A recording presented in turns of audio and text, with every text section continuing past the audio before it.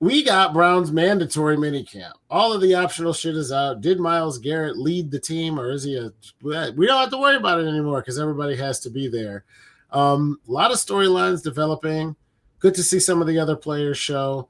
Tons of activity on social media, whether it's talking about Nick Chubb playing for Houston or whether it's talking about our 52 starting quarterback options. But I want to get you guys' thoughts on mandatory minicamp, what we've seen. Now, it's Cleveland, and we know one thing is always true in Cleveland. If we're talking Browns, we're talking quarterback. So that's probably the main focus. But so far from what you've seen from minicamp, now that it's underway, what are your thoughts? Has anything changed since OTAs? Noah, you kicked us off last segment. Erik, why don't you get us rolling on this one? Erik, I'm not trying to cut you off. I just want to play your video you had me pull to get us started here. Okay. You ever hit that bench? What's that? Definitely not. I don't know if I've ever hit a public dance move in my life. Honestly, I forgot that I told you to pull that because what I want to talk about is actually completely different. I was like, I don't think that helps at all, but thanks, Noah. But Erik told you to do it. That's fair. I will start with that because I love that video so much. It shows me a lot in a 13-second clip. It shows me that Joe Flacco is the dad we expect him to be. He's never hit a dance move in his life. He doesn't even know what it is. It showed us that Shedeur is getting along with that quarterback room, and they actually talked about it because there's so much outside noise going on. And he said very specifically, we know what we have in the locker room. And it sounds like, honestly, one of the best situations. I know we go back and forth what's going to happen this year in terms of record, et cetera. And I know anything can happen. But that said, it feels like the kind of locker room that you dream for. I'm seeing brothers that are going to fight for one another. I hope I'm right. But the thing that I did want to point out that I'm excited about is Deontay Johnson. Deontay Johnson had a rough year last year. He was traded and released by multiple teams, like 3, 4. He hasn't gotten into the reasons or what happened last year. In fact, he specifically said that he didn't want to. But he did mention that the Cleveland Browns were the only team to reach out to him in free agency. We signed him to a veteran minimum.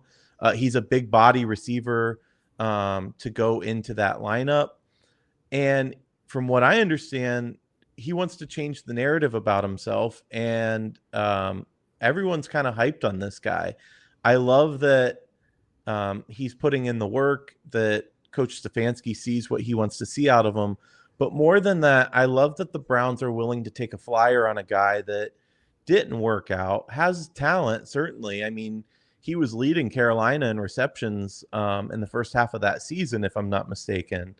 And obviously it went downhill, but that they're willing to take that risk on a guy and get somebody on the cheap that could work out and be a big name for us. I love it. What about you, Noah? Yeah, so I think me and Erik actually play off of each other super, super well here. I didn't want to cut in and piss him off. There was a quote about Sanders saying he gels really well with the guys, and they're a team and they're one, even though they're in a competition. The stuff you want to hear out of a quarterback in a 4-person quarterback room who's a rookie. Something else I wanted to say is the video of Joe Flacco and Shedeur Sanders is kind of the epitome of what that relationship is. He's joking with them, but they're serious. There was a quote, forgive me, from Jory Epstein from Yahoo Sports talking about how they joke around 1 minute, but then all of a sudden Sanders is walking out off the field and Joe's getting up off his knee to like go through the risk coach and talk to him about stuff. Sanders was quoted today saying, "I'd be dumb. I'd be a fool to not get insight from him.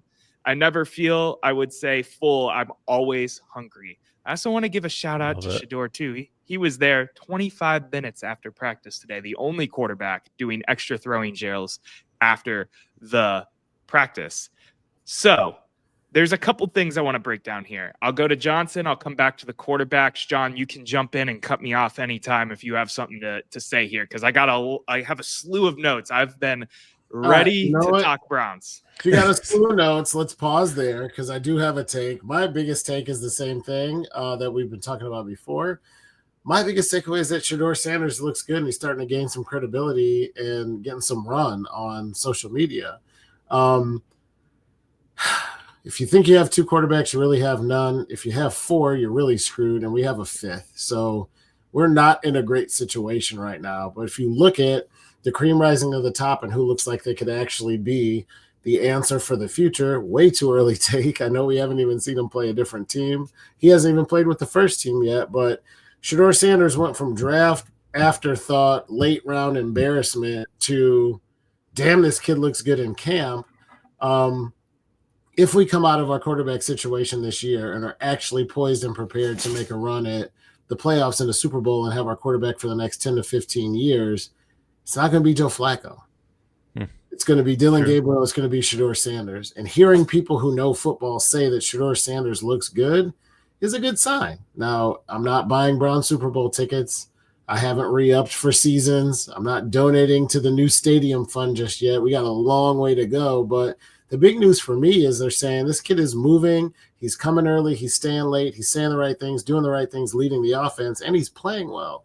Only had 2 incompletions with the second team, threw for 2 touchdowns and something like 12 attempts. If there is something you can take away way too early from mandatory minicamp, it's that Shedeur Sanders has already made moves in waves, and he's only really been in Berea for a month.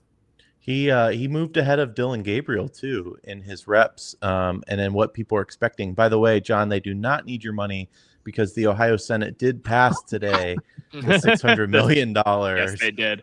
going to that stadium. Which is a third of what it'll cost, but fair. My 82 bucks wasn't going to help anyway.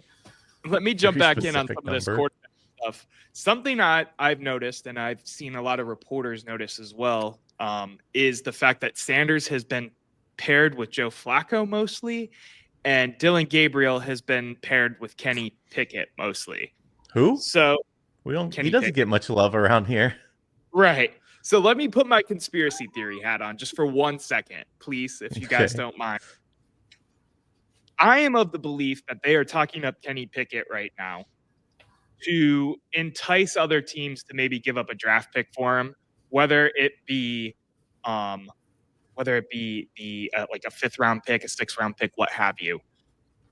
Maybe they're doing the same thing with Dillon Gabriel a little bit because of what they're seeing in Sanders. I don't think for a second that they didn't love Dillon Gabriel. If you saw the reaction with Kevin Stefanski on the phone when they drafted him, they loved Dillon Gabriel.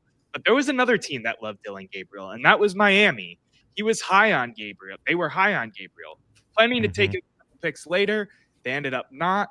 Maybe it's in the cards for a Miami trade. Nothing crazy. Maybe it's a 4th or a 3rd or whatever it looks like. But maybe it's in the cards, and that's what they're doing there.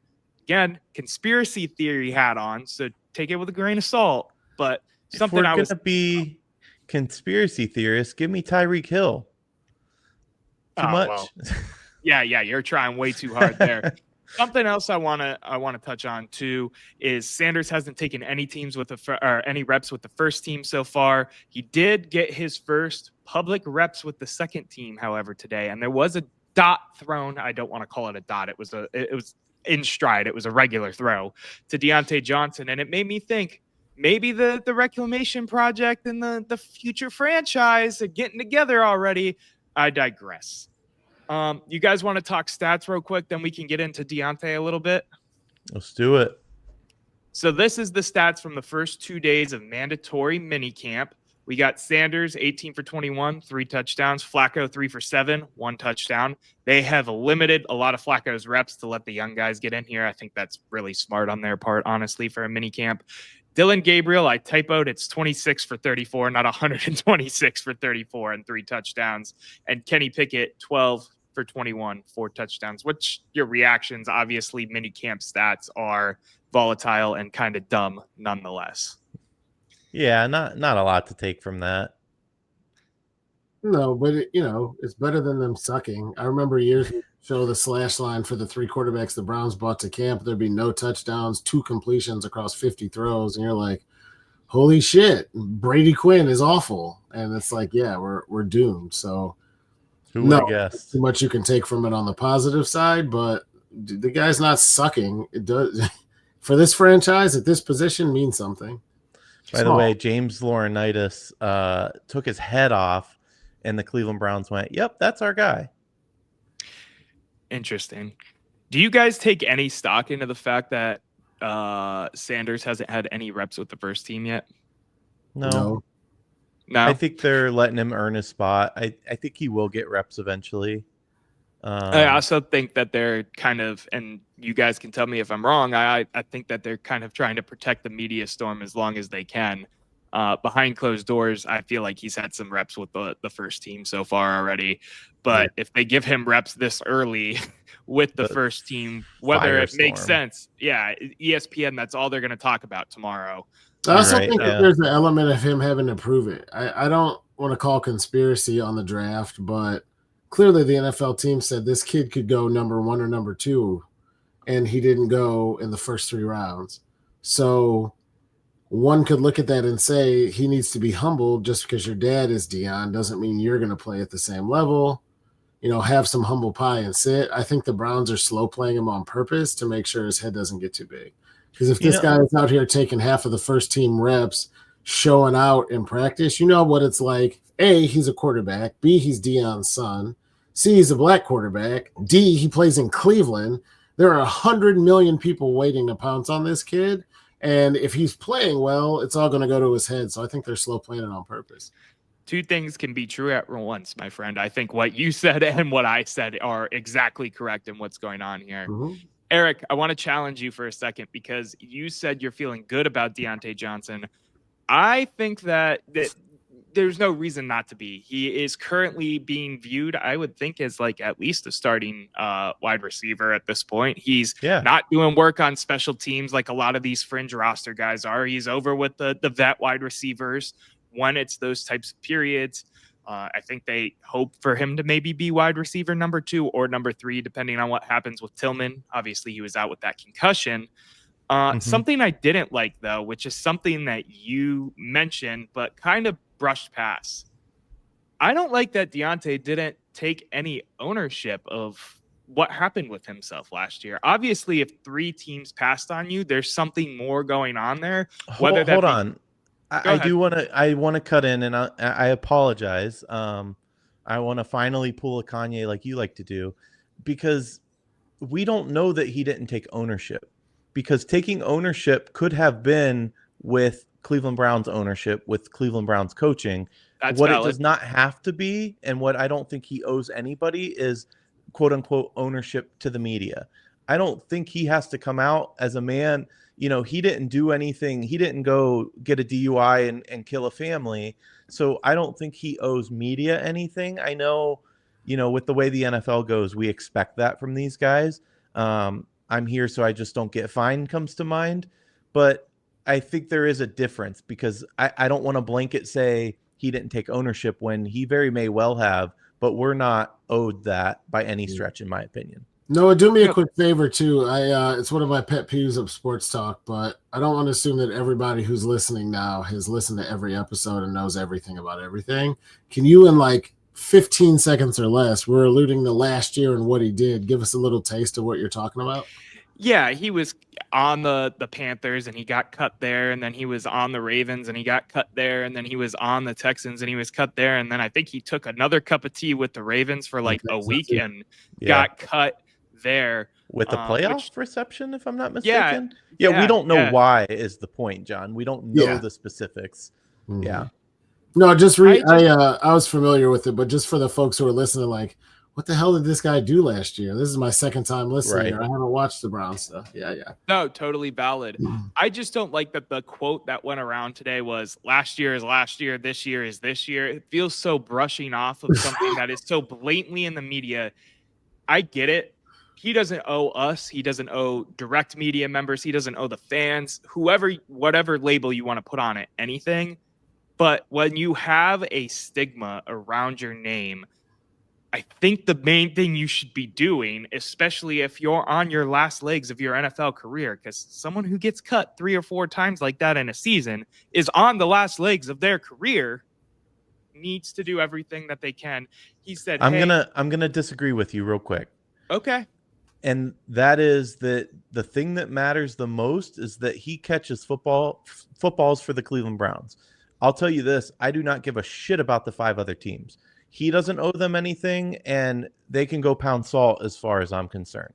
So as long as he's catching footballs and performing, first of all, that's all that matters. If he does that and he's a true number 2 or maybe even looks like a number 1 for us, that opens up doors because all people care about in this league is talent. If he shows, hey, I lasted an entire season with the Browns, I didn't have any issues, I had 1,000 yards, receiving yards, that's all it takes. So I disagree with you a little bit because I don't think that's the case. I don't think he's on his last legs unless he messes it up again. Which is very well plausible considering he's on a veteran minimum with no guarantees. We'll see, sure. Show up with, what's interesting to me real quick, this is a sidebar on the whole tangent. He never had an issue in college or when he was with the Steelers, which, they tend to figure out how to cover up some of this stuff really well. But when he was at Toledo, he had no problem. So it's still confusing to me that till this day, where this all came up. Did he just get a big head? Maybe. Who knows? Every receiver that comes out of Pittsburgh is brain damaged. I mean, every single one of them has an issue after they're at Pittsburgh. So, yeah, I think there's more to the mystery. It's like, did we really land on the moon and who shot JFK? We don't have the answers to some things. They just do, but well, right. Well, at least one of the two. Maybe yes, and Lee Harvey Oswald. Yeah, agreed on one, TBD on 2. Right, but no, I just think that there's an allure when you don't know something about somebody and people get obsessed and fixated on it. And it's even easier. This is a non-story in week 7 of an NFL season, but because he did all this stuff off season and now it's training camp, there's not much to talk about except the Guardians can't beat the Reds. That it's like, what are we going to grab onto? I think Eric's exactly right. If the guy catches footballs and plays well, he'll be around and it'll be fine. If he doesn't, he won't. I will say I've seen a lot of training camp, mini camp, OTA heroes not show up so well, even in preseason, let alone regular season.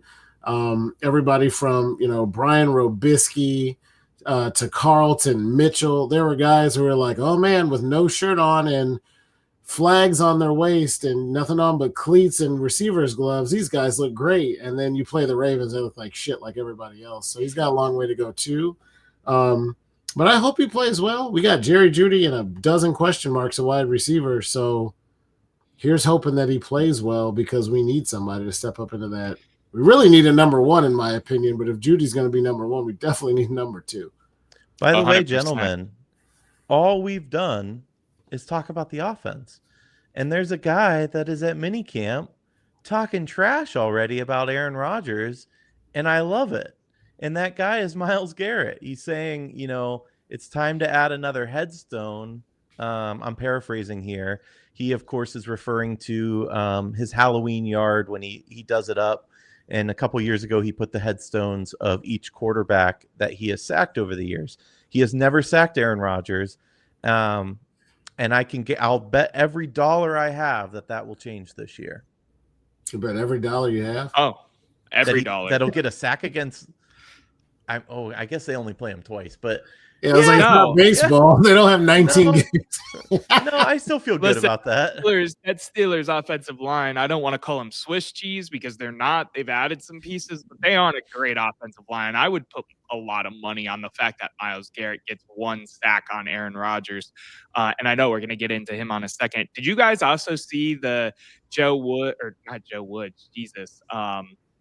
Jim Schwartz said in the media last week about, with that contract comes big responsibility, and everybody took and ran with it about the leadership thing. And Myles basically came out today and he's like, my coach wants me to have a career year. And hell yeah, I'm going to have a career year was kind of how it was. It almost felt like it was a challenge at first, but it was really, it is a challenge, but different optics, different semantics. Yes. I love that this team is, I don't know. It reminds me of a few years ago with Baker where we're just gelling together. Nobody's taking what the media runs with we're staying insulated as a team and going, you know what? ESPN's going to go right that Schwartz and Garrett have it out for one another, but that's not the case internally. We know what we're after. I got to say, I think I'm getting dumplings from a couple different people. I made a bet today with Evan on dumplings as well with the record. So I'm going to have dumplings galore for the next year because I'm feeling good. Hey, as a fan, I hope you are 100% correct.